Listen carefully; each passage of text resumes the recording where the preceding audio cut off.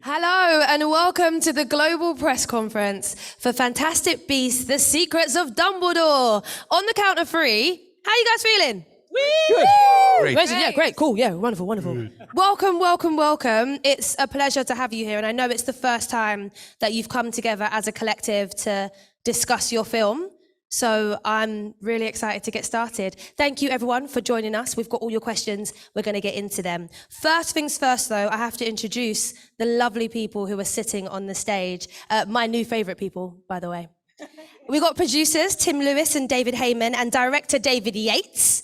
We have got William Nadlyam, Victoria Yeates, Alison Sudol, Jessica Williams, Dan Fogler, Mads Mikkelsen, Eddie Redmayne, and Jude Law. What about this one here? What about her?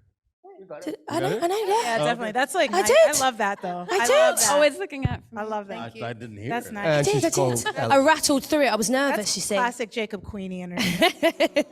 But you're always sticking out for us, so I love that. I thought we'd start with some pre-done questions, which should be quite cute. Starting with you, Jude, if that's okay.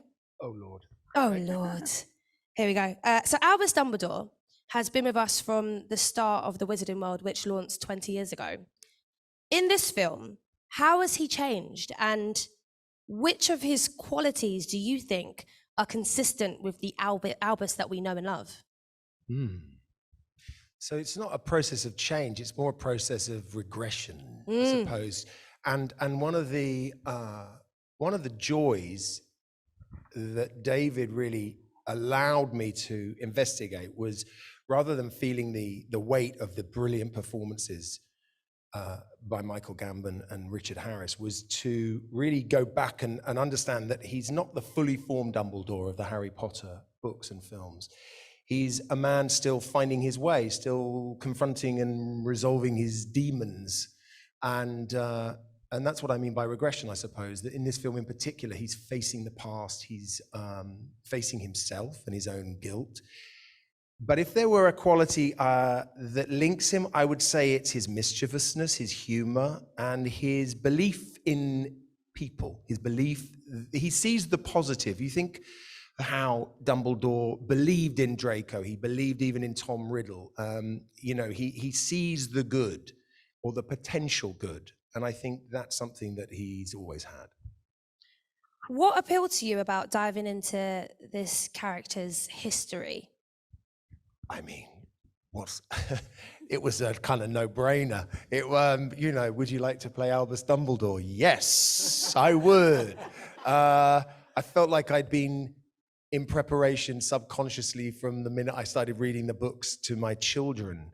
And gosh, there's just so much in the character to mine and to investigate as an actor. And that's before you even get into this extraordinary world of magic. That's just him as a human.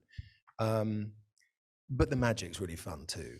I remember Eddie telling me that on the second film, the first film for me, where he talked about, if there's a situation or a problem with a scene, or you remember you've got magic at your disposal.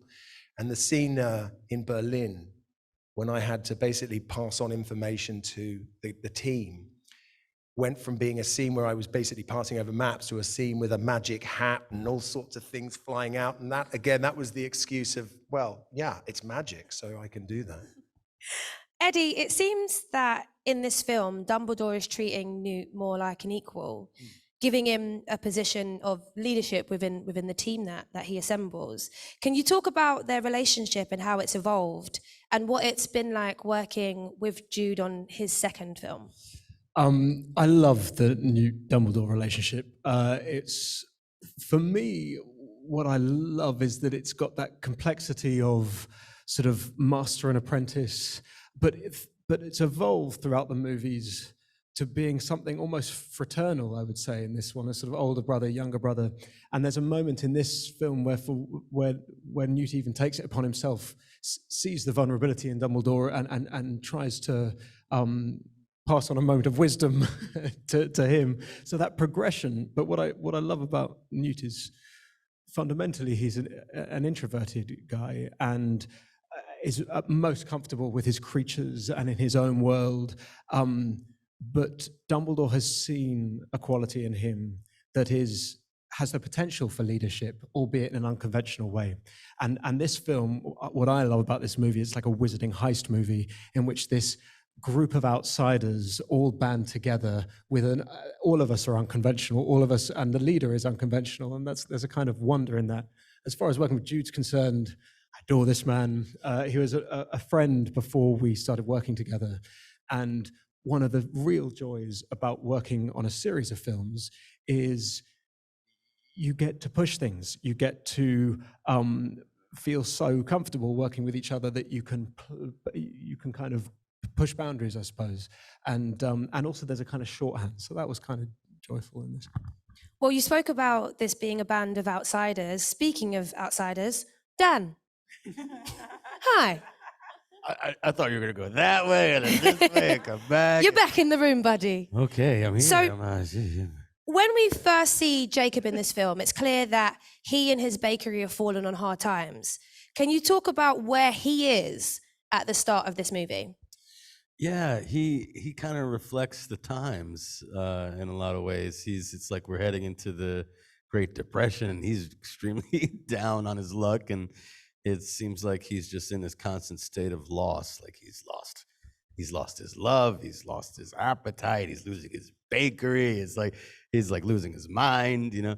And so that's where you see him. He's just very sad when you first see him, and then but he still holds that glimmer of hope that Queenie's going to come back. He's hallucinating, and then Lally comes and offers him a chance to come back and join the adventure again, and and he does it all for his love. That's his whole motivation. Well, Jessica, we do meet Lally briefly in the second movie, but in The Secrets of Dumbledore, she is a central character. Tell us a little bit more about her. Yeah, Professor Yalali Hicks is a charms professor at Ilvermorny, the North American Wizarding School. She is a brilliant witch who I think is a good teacher, and I think she went to school with Queenie and with Tina at the same time. And I think that she's someone who's really good at seeing into the heart of people and the heart of the matter. And I think not only that, but she's really good at defensive magic. And I think Dumbledore, kind of recruits her to help her, deal with his bad ex. And I really feel like this is a good person to call for something like that. And I think that she is someone who, in this situation, trusts Dumbledore, even though she doesn't necessarily know how things are going to play out. Because again, she kind of sees the heart of people. Mads, you are new to the Wizarding World. Congratulations on the new job. Thank you. It's going smashingly. Thanks. You portray one of the most powerful dark wizards. One of them? One of his age, of his time. All right, I got you. I'll give you it in that decade. Let's do that. Gellert Grindelwald. What was it like for you to enter this world, and how did you approach the character? Yeah, I was thrown into it a little later than the rest of the gang. I mean, they've done 2 films, and then they were halfway through when I joined the party. Yeah, it's like it's a family you visit, and you just can only hope that they will adopt you, and they did. Everybody is just the whole gang is fantastic. The crew is fantastic. David is fantastic, and if they're the family, he's the godfather, and he's done this so many times, so he makes everybody feel at home, right? So my journey was fast and swift, but I felt at home right away. You've played many villains in your career. Misunderstood good people. Yeah, you've played many complex characters who just sway just left of the good line. Yeah. How did you take that journey to understanding Grindelwald? How did you find the balance between his menacing behavior but also his charm? Yeah, I mean, it's not something I find myself. It's in the story, and then it's in David's head, and then it was also through. For this character, he's very, very linked to Dumbledore, and for me and Jude, we had quite a few conversations about what that relationship looked like. So my character is shaped out of that world. But I mean, you don't start out saying, nobody actually in history started out saying, I'm going to be the bad guy, right? So we have to figure out what his mission is. What's his goal?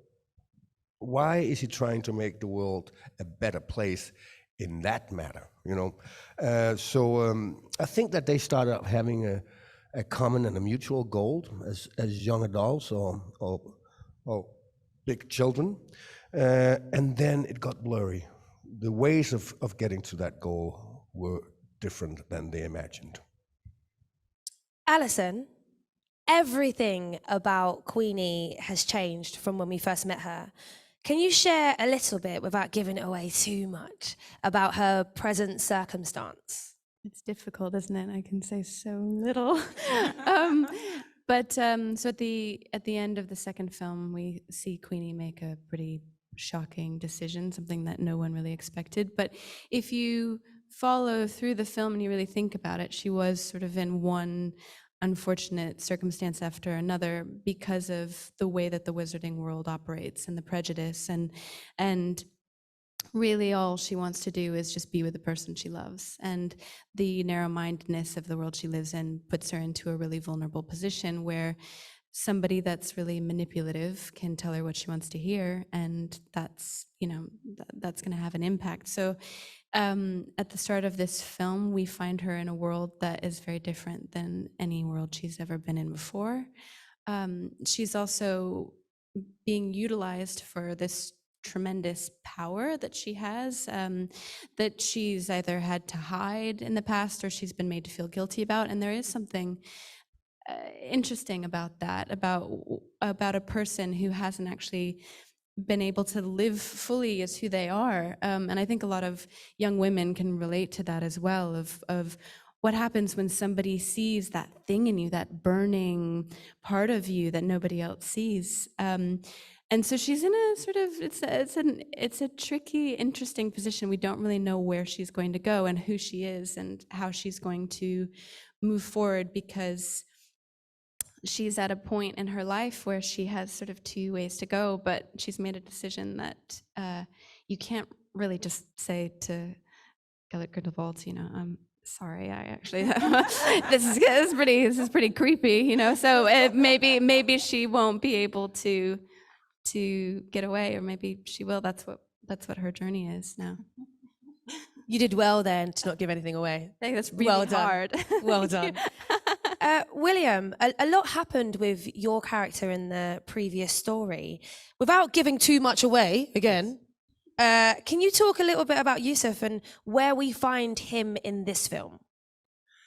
Well, yeah, a lot happens to Yusuf. People seem to want to take things out of him, whether it's Newt trying to take things out of his eye, or Grindelwald trying to extract things from his head. I don't know what is the message there, but still, we'll talk about this again. Yusuf is someone who is motivated by pain and vengeance. And that's a recurring theme, in fact. And what I love about the writing and what we're doing is talking about humanity, talking about what motivates us, what are the subtleties that makes us. And so he has been pursuing a vengeance, looking for the person who created the demise of his family, and realized that he was chasing the wrong target. But fortunately enough, he finds his sister. Oh, great, my sister. Oh, shit. She dies. She's burned right under my eyes. So this is Yusuf Kama. He's, he doesn't have a very good karma, this Kama. And so when we find him again, something beautiful happens to him. First, he's less skinny. He's been fed since. But Dumbledore has provided him with a mission. He's been given a mission. He's part of an army, and he's been provided, for the person who had lost everything, he's been provided with one of the most beautiful gifts, a family led by Newt, and a purpose. So you have to watch the film to know what happens then. Dun, dun, dun. Victoria, all the way over there. Hello. Hello, darling. Bunty has always played a key role in Newt's world, but in this film, this time around, she really steps out of the shadows. Again, without giving too much away, common theme of this press conference. Where do we find her in this film? What's her circumstance? She's just given a more important role. She grows in confidence. She would do anything for her beloved, Newt. Anything. But you just see her step out of the shadows more, and Dumbledore gives her a mission, which will be very important to the film, without giving too much away. Ultimately, what are Bunty's feelings for Newt, and why do you think the message isn't getting through? Why isn't the message getting through? Because she's obsessed, I suppose. No, she idolizes him. She has watched him, for most of her life, growing up in Hogwarts, seeing this. She loves beasts, and she's happier in the basement with beasts. And she wants to be like him, be as good as him. And so there's a lot of different levels of love, I think, a lot of respect. And, it happens, doesn't it? Unrequited love. I mean, it has been 8 years, but I hope she'll get there. I hope she'll branch out at some point. But, she just needs more time than other people to branch out. She's happy. She's happy in his shadow. Oh, Yeah. David.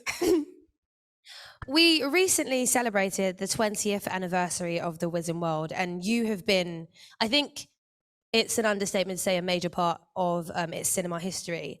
What have you loved about continuing this journey through 7 films, and what do you think is the enduring appeal of the Wizarding World?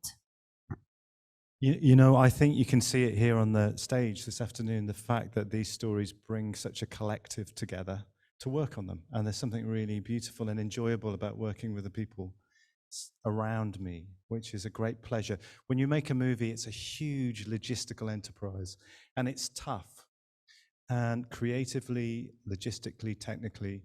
And so going into that experience with people you respect and admire, but who also can take the strain of it with some real dignity and some real humor is essential. And that's the qualities I found in many of the people I work with in front of the camera and behind the camera. So if I look back over those 7 films, it's a very fond memory of the many wonderfully creative people I've worked with across all of them. And that sense of family, we use that word quite a bit, but it's important because that doesn't always happen in our industry because it's a tough business. And when we come together to make something, it's always, I think, more interesting than working apart making something, so to speak. And I think what's enduring about these movies, I think they become a safe place to go to for lots of people. They celebrate certain values: loyalty, love, friendship, empowering the outsider, the person you always underestimate. Things that resonate for a lot of people out in the real world, and they do it in this magical space. So I think it's it's a beautiful thing to be part of stories that create a safe space for some people when they go into the movie theater to watch them. And I'm very proud of that part. For both, beloved and new characters, how is this a return to the magic of the Wizarding World? Because, it's taken the audiences, I think, to say, on a ride. So how have you found this return? Well, with this movie in particular, our previous episode was quite complicated plot-wise for all of us. And it took us a while to figure that one out. And so with this story in particular, we wanted it not only to be emotional, but we wanted it to be enjoyable and for it to be a real treat and for it to lean into the values of some of the earlier Potter films that had whimsy and charm, humor and humanity. We showed it to a little audience a few weeks ago, and there was this very young man in the audience. I won't name him, but he was a kid, And everyone turned to him when the lights went up and said, "What do you think?" You know, because he's one of our first audience members, other than the people here who've seen it. And he looked at me and he said, "I liked it. It's really human." And I thought, we'll take that. We've made a film with all this extraordinary stuff in it. And the one thing he takes away from it, it's really human. And that's a testament to the performances and the story and everything. It's really human. Let's have that in the world we're living in at the moment. Yeah. Tim, this film returns to some of the places that audiences love, but it also takes them to brand spanking new places as well. Can you talk a little bit about that? Yes, I mean, one of the exciting things, certainly for the audience and certainly for us filmmakers, is being able to open up the magical world and to go to completely new areas, which gave us hugely interesting, creative, new environments to reproduce. I mean, I'm not sure which countries I'm allowed to say, but we start off in China, in the forest, and that's a very different area for us to go to. We then spend quite a lot of time in Germany. We see the German Ministry of Magic, which we've obviously in the past seen New York, we've seen the UK, and it's nice to open up and just see a completely new ministry. And then at the end, we end up in Bhutan. Again, a completely new, different area. And then we do go back, as you said, to familiar places. We go back to Hogwarts quite a lot, and we go back to Hogsmeade. And I think that for us, as who've been on this journey for a while, is exciting to go back and see those places again, and be familiar with those places from all the previous films. We are about to open it up to the questions from the territories. Before we go there, actually, David, I did want to ask you about the big themes of, I wanted to ask about the big themes of this film. We've spoken about friendship, about loyalty. Are there any others we have to look out for? Gosh, there are so many themes that resonate throughout Joe's work and in this film.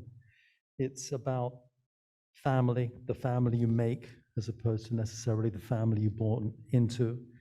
It's about the courage of doing the right thing. It's about love. It's about sacrifice. Ultimately, it's for Dumbledore, it's about choosing between the love he had and maybe still has, and doing the right thing for the greater good. He and Grindelwald have two different views, and it's about the choices, which again is something that really permeates all of Joe's work. It's about the choices you make. And it's for Newt, for Dumbledore, for all the characters, it's about making the right choices for them. So now we're going to open it up to press questions, and these are from Germany. A question for the cast, so I'll start with you, Eddie, if that's all right. Did every one of the actors know the whole story before filming started? Did you know the whole story before filming started? So we get given the script, so we know the whole story of the script, but as far as the story of the arc of the series, it was sort of each script at a time. Occasionally we would get snippets of what might be coming up in the next films, and there would be quite a lot of Chinese whispers of people sort of, did you hear that this might be, we might be going to, so lots of sort of rumors would find themselves, sometimes they would materialize, often maybe not, well, I thought we were going, but we did have the script. But also one of the amazing things about David Yates, our director, is that even though the script is there and it's incredibly the technical creating of that script is a big technical feat, he would allow us as actors the freedoms to improvise, to come up with new ideas, to change things or modulate things on the day. And so, as Jude says, one often does that on film sets, but when you get to incorporate magic into that as well, or creatures, and getting to say, well, what if the creatures did this, and we had we could play with that, and that for me has been some of the most fun. And you know, a lot of these actors here, I'm useless at improvising, but they're brilliant at it. And so watching Dan or, you know, Jessica improvise and add just extra layers was really wonderful. This question's from Argentina, and I think any of you who had an overwhelming feeling are qualified to answer this one. How did it feel to step into the Great Hall, that iconic place from the Harry Potter films? Oh yeah, I got chills. That was one of those moments where I was just like, I started reading those books in the 3rd grade, and a lot of the books hadn't come out yet. And so I grew up knowing it just for more time than I've been alive. And to be, you know, just in the Great Hall and seeing, I think that was amazing. And then seeing the kids in their robes, their wizarding uniforms actually was like the most, like I could cry, like I wanted to, you know, the sensation of wanting to squeeze something cute. I wanted to squeeze a lot of the kids and just shake them, which means that it was cute. And I just got, I was like, I want to squeeze a kid. And so but then I realized I was an actor, as a liability, as a lot of, you know.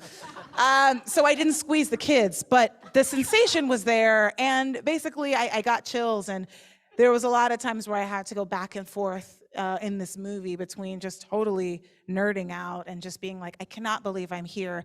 Could I tell myself in the 3rd grade that one day I would get to play this witch? I wouldn't even have believed it back then. And then the other part was like, oh, right, I need to know my lines and make sure, because I'm accountable to this big production that I got inserted in. But it was totally a pinch me moment, and it was really surreal. And the kids in the robes really it just took me back to Sorcerer's Stone vibes, or Philosopher's Stone vibes, if you will, since we're in the UK. Everyone looked at you a bit like, no, it's philosophers, babes. I'm going to direct this at you, David Yates. This is a question from Bolivia. Who is the funniest person in the cast in real life? Oh, that's a really good question. Yeah. Oh my God. I know. Looking around. I know it's me. I was going to say it was Eddie. Actually, no, who's got the driest? I mean, they're all pretty funny. I have to say that, obviously. I think Mads is quite funny. Yes. Yeah, I think Mads has got I wasn't trying to. I was trying to be terrifying. He got a really dry, insightful, perceptive. He's funny. I'll take it. Thanks. Is that good? Mean but funny. Ezra is remarkably funny as well. He has this ability that he's a top serious actor. He goes into this zone, he disappears somewhere, and he's still with us in the room. But then when you say cut, he's out of it and he cracks a joke. It's just amazing ability. I would never have guessed that. Yeah. This is from multiple markets. I'll aim it at you, Dan.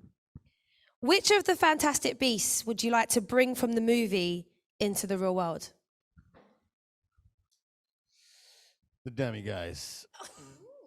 Really? Yeah. Niche, love it. Because, why? Because he can tell. Why? Tell the future. You can take him to the track. Give you lottery numbers. Okay? You know what I'm saying? I get the gist. Guys to the track. Take him to Vegas. You make a lot of money with that. It's also kind of really sweet in a very specific way. Yeah. You can hang out. Thinking about how sweet they are. Yeah, a handbag to carry all the cash you win. But I mean, you can get the Niffler doing that stuff. You can make a fortune with steal Niffler. everything. No, you'll train him and make sure that come over here. Sit down. Hand over. Train a Niffler? They like leave such a mess. I can train a Niffler. I can Can't train. train a You could Niffler. train a No. Niffler. The Niffler No, translator. training would be bored. Does anyone have a favorite beast? The chillin'. Yeah, the Niffler. The chillin'. An owl girl. I'm kind of a classic chillin'. owl person. I'm an owl. Love the chillin'. You will Jude all love loves the Pickett. chillin'. Oh, It's great adoration for Pickett. I also adore Pickett, but and I love that in this movie, Pickett and the sweet and incredibly complicated Niffler Teddy, they join forces. Yeah. And you realize that they're kind of like the siblings that have had a consistent rivalry, either in my coat pocket or down in her case. And here they're forced to step up, and they do. Spoiler alert. The way in which those characters have evolved is kind of nothing short of fascinating, really, because even in the script, they're detailed descriptions, but they're completely imagined characters. And like Eddie said, in this film, suddenly they're kind of saving the day, and they're doing stuff, I mean, genuinely for us, you know, to sit and watch and go, hold on, this whole scene's about Teddy. What's he doing? He's brilliant. You know, The HBO Max series brilliant. coming soon. Teddy and Pickett. I'm watching. TV series. So we've got a question from Mexico here. Alison, I'll aim it at you. Which one is your favorite spell from all of the Wizarding World movies? So not just from The Secrets of Dumbledore. You've got a plethora of films to choose from. That is a big question. I'm glad I'm not answering it. Favorite spell? Oh God.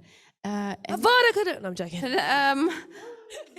I have one recently. Help. The Tanta Allegra one. Do you know what that is? No. That's to make people dance. Like it makes them Yes. just like, and I just thought that would be give us a genius. Yes, yeah. But so if we just because I went can't Tanta Allegra, dance, I could yes. make Yes, you myself can dance. dance. And also just random. I think in life, randomly to make yourself feel better would just be like making people randomly dance on the tube would be quite fun. I like the Burrow in general, and like I feel like Molly Weasley just has a lot of good house practical. I would That's so raid nice. her spell cabinet. Totally. I would absolutely. Yeah, I Is just there one for that- just nappies? Yeah, a like, nappy and just make them disappear, and dishes. Yes, all of that. I'm So like, practical and yeah, boring, but yeah. really A nappy useful. spell, a nap spell, A and a nap dish spell, spell. yes, to make it, yes. Yeah. Vicky and I have small children, small babies, so that's all we can think about. Not like, Nappies and nothing, sleep. you know, big and beautiful. Just like, can you just get rid of the nappies? No, it's very practical. It's very Can you practical. make my child sleep? We're going to multiple markets now, and this one is for you, Jude. Dumbledore was also portrayed by Richard Harris and Michael Gambon in the Harry Potter films, like you mentioned before.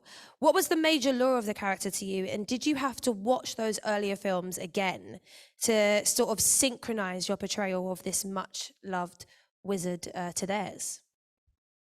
The major lure was just the opportunity to fill in gaps and go back and explore themes and sides of his character that were hinted at in the books and suggested in the films and what have you. Yeah, any excuse to go back and watch. I mean, I was probably caught rewatching them over and over, saying, "I'm doing research, I'm studying."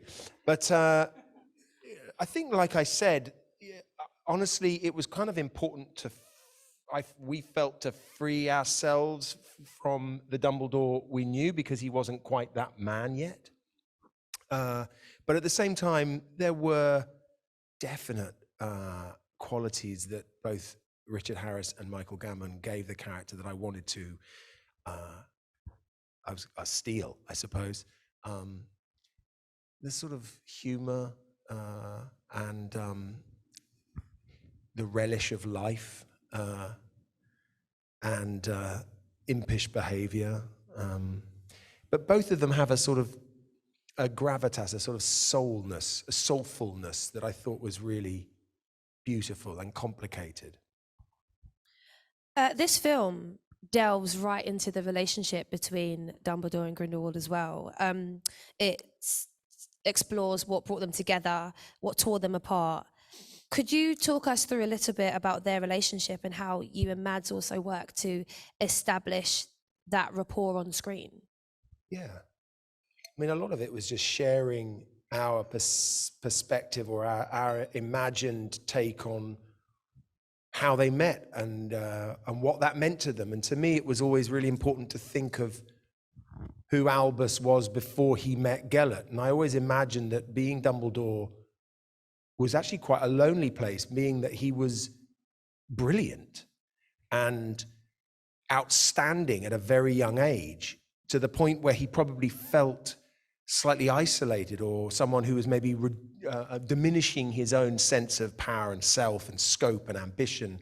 And then suddenly he meets someone who is as brilliant and matches him and inspires him, and that kind of connection is very, very, very powerful.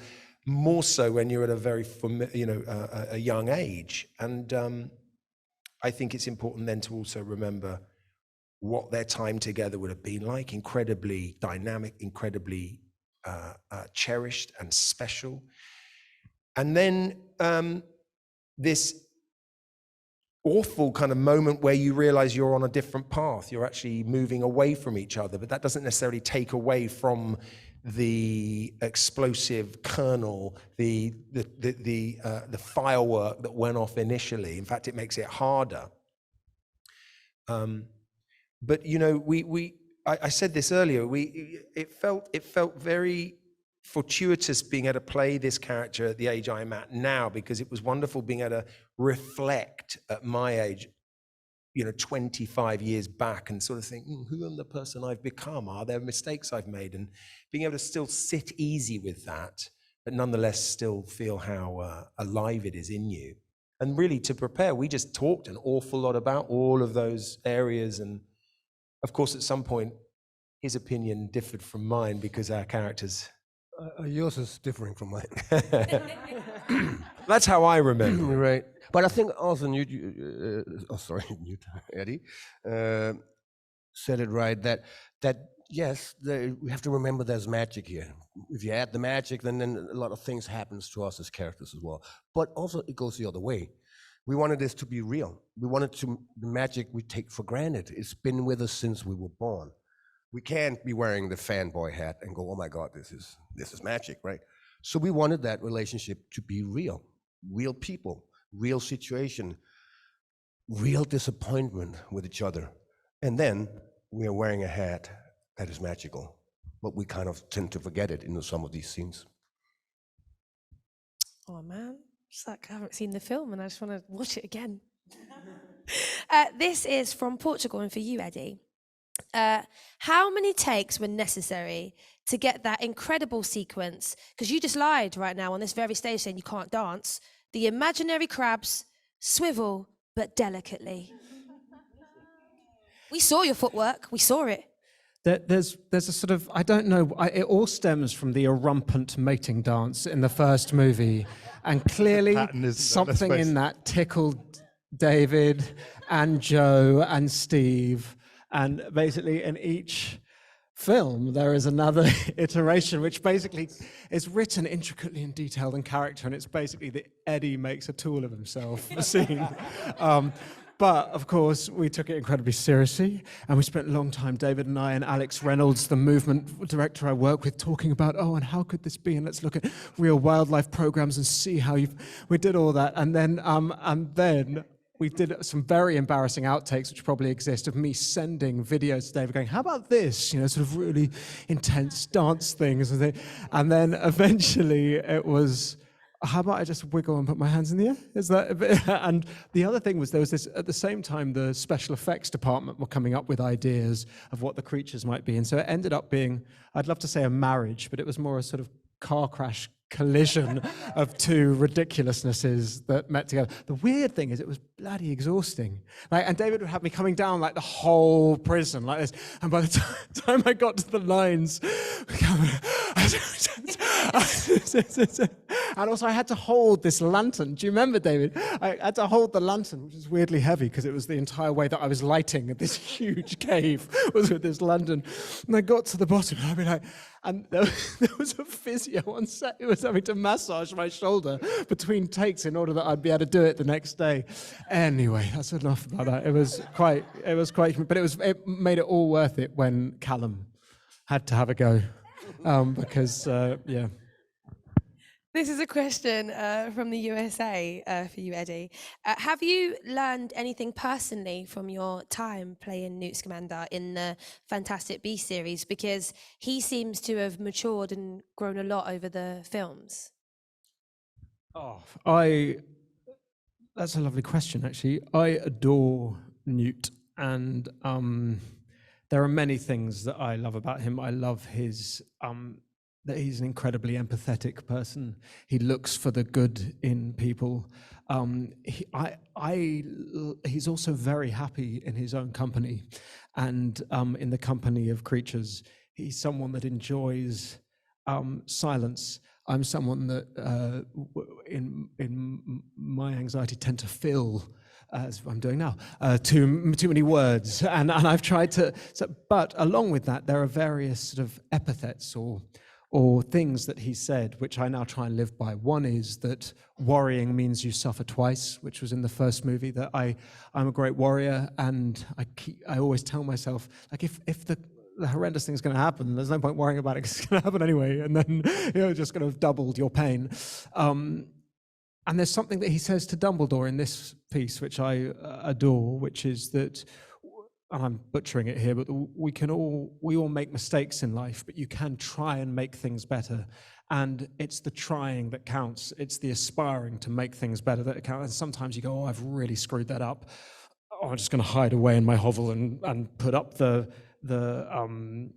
sort of exoskeleton. And I love that actually the way he thinks it's all about trying to make things better.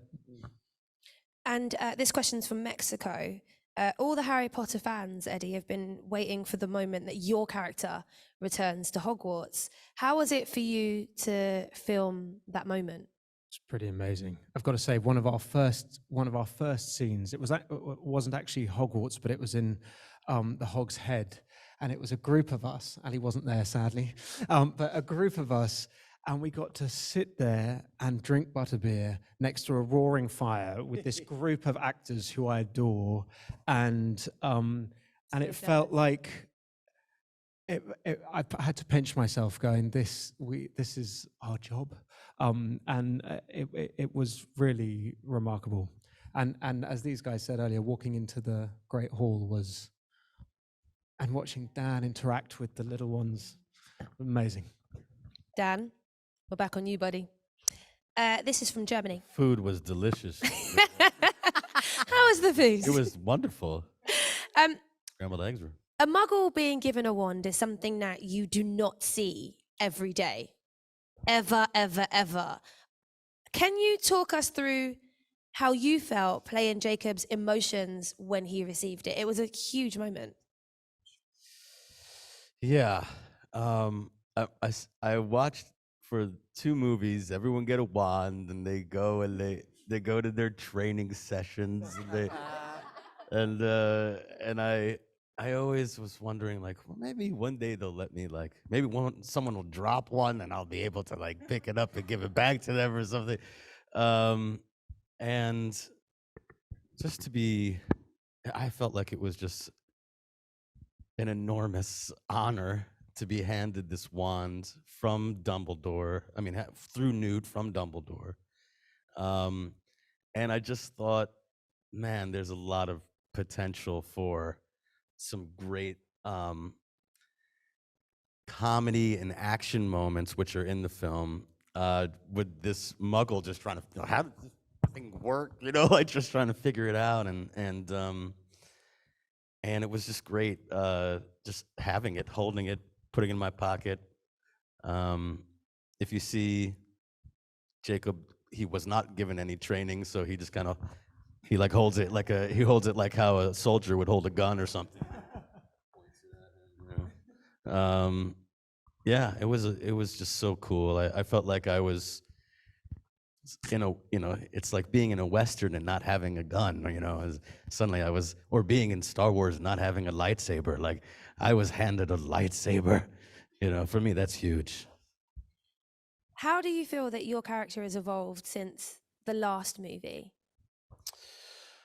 Okay, so I love Jacob's arc. I love how he keeps on trying to get out, but they keep pulling him back in, and I love how their relationship it's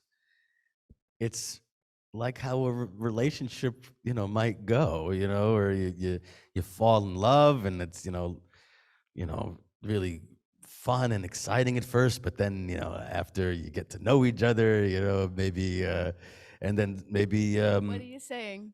What are you saying? no, I'm saying for you, Uh-huh. you got to know me, and you were like, you know what, Yeah, is that how it went? the grass is always greener. Really? That's the story, is it?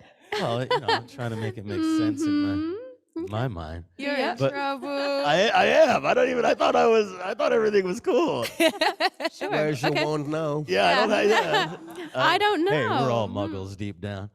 No, literally. are we? We all literally are muggles deep down here. Everyone here is a muggle. But I think that yeah, for him, for Jacob, the most important thing is Queenie, and yeah, I love how their relationship, makes for a good story. It can't always be love and roses. You have some tension there. She gets pulled away, and that's a huge part of the adventure is getting her back. That question was from the USA market, and this one is our final one. We've actually run out of time, which is mad because I feel like it's going really quickly, but having fun and all that. This is from Finland, and it's for Alison and Dan as well. In the previous film, we see Queenie and Jacob's paths diverge quite emotionally, and their storyline really stands out in this installment as well. How was it to enter the third film on such a different stand-in and have to work through it with different character dynamics? I mean, you've always had each other, haven't you, in the movie? You take it, and I will not question any part of it at all. I think it was sad, honestly, to not be together, because we started this journey out, all of us as a little group, and it was so wonderful. And then in the second film, we had barely any scenes together, and I was sort of alone or with people that I didn't know. And in this film, the same. We didn't get a lot of time, so the time that we had was really precious. And I think everybody wants these two characters to find their way back to each other, because there's something there. There's something there that's really deep and true and good. And it's the themes of love in this film are explored in different ways, of love that is good for you, love that is maybe not so good for you, but how complex it is, even when two people really love each other and it should just work. Sometimes it's just hard, so finding our way to each other or not it's always just better when we're together. I think it's always more fun. I agree wholeheartedly. Although I did have a great time with Mads, of course. It did not come across as honest. It's you're just a tiny bit scarier than Jacob. William, did you also have a great time with Mads? With Mads? Mm-hmm. Mads? Oh, he tells me to say yes. No, it was fantastic. Yeah, Mads is really people might perceive him as very impressive as a villain or whatever. I just see a fantastic actor, very, very subtle, very.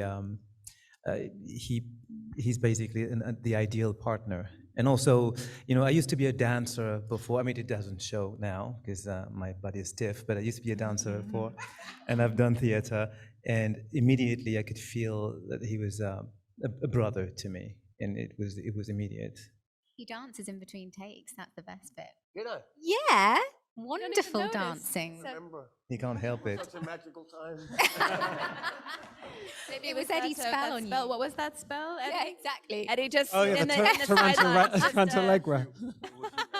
Well, do you know what? Thank you so much for taking the time to speak to me and speak to everybody who is watching as well. Fantastic Beasts, The Secrets of Dumbledore is out in theatres on April 6th. Thank you. Thanks, guys. Thank you. Thank you. Thank you.